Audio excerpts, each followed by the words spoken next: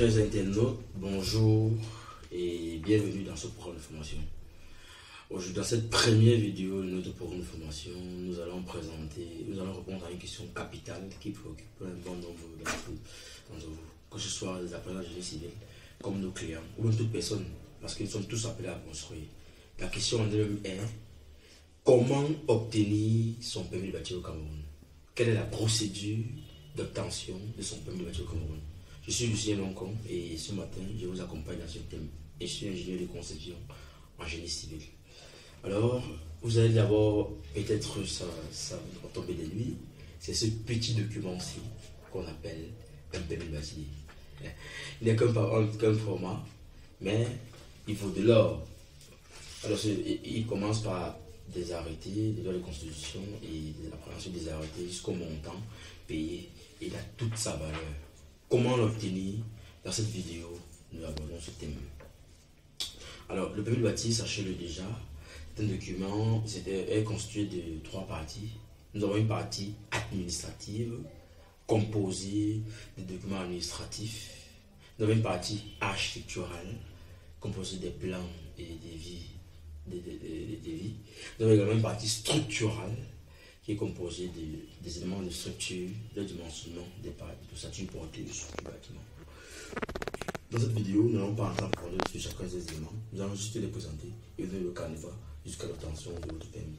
Nous reviendrons en détail, un par un, sur ces documents dans les prochaines vidéos qui vont suivre.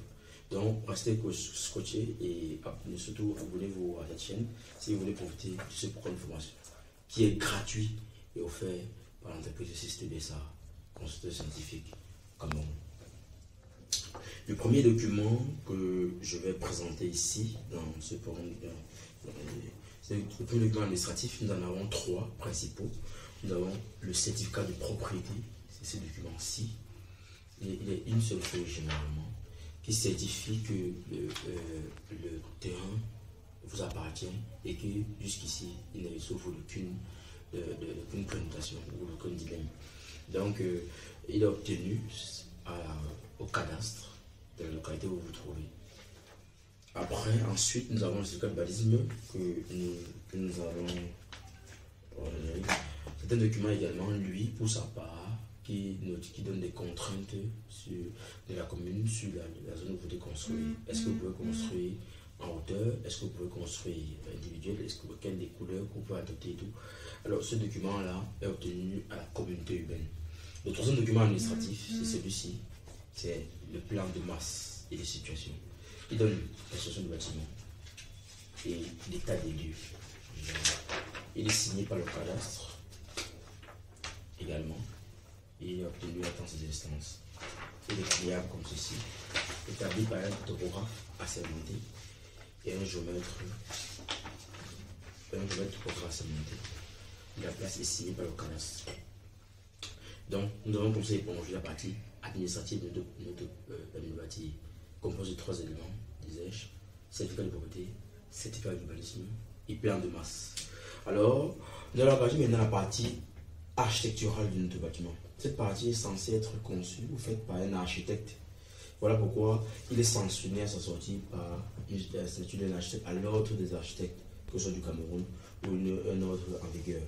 Alors, cette partie architecturale est composée de 2 éléments fondamentaux: les plans et les devis. Les plans, donc ce jeu de plans qui est tiré à l'échelle 1/50. Voilà pourquoi il est fait sur ce canevas-ci. Ça veut dire sur des tables traçantes, soit sur papier blanc, comme dans d'autres dossiers, ou sur papier rosali, comme celui-ci, qui est pliable. Vous pouvez faire très gros, pliable, vous pouvez déplier comme ceci. Alors, à l'échelle 50e, parce que c'est le canevas demandé. Là-bas, chez eux, ils peuvent cutter pour avoir la dimension lorsqu'elle manque. Donc, voilà ce document.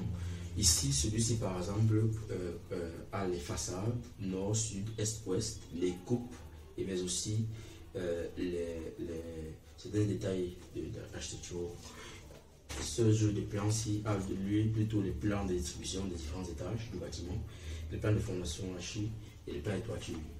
Donc, ça, c'est la première partie architecturale. La deuxième partie architecturale, cette fois-là, on a un devis descriptif qui décrit amplement l'ouvrage, les matériaux qui vont entrer en ligne de compte dans cet ouvrage, et même leur consistance ou alors leur provenance. C'est le devis d'écrit. Ici, nous avons jumelé le devis descriptif et estimatif dans ce document-ci. Et c'est à base de cette estimation faite au prorata des surfaces que la communauté urbaine prélèvera le 1% du montant complet de l'ouvrage. Donc, nous avons cette partie-là. Généralement, pour des ouvrages comme des pleins pieds, des villas et autres, ou des maisons à 1+1 de hauteur, nous n'avons pas besoin de la partie structurale que nous allons aborder absolument. Uniquement cette partie-ci, montée à 5 exemplaires, vous pouvez déjà déposer dans les services de la communauté urbaine et obtenir des permis. Mais comme dans le cas de cet ouvrage, nous avons un ouvrage assez complet. Parce que lorsque votre ouvrage au Cameroun déborde déjà de un niveau, c'est-à-dire à partir du deuxième niveau, vous êtes contraint de mener une étude structurelle pour vérifier la stabilité du bâtiment sous les divers charges qui lui seront appliquées. Voilà pourquoi il vous est exigé de faire cette étude géotechnique ici. Au sortir de cette étude géotechnique, on vous donnera ce document qui est un laboratoire agréé de génie civil au Cameroun.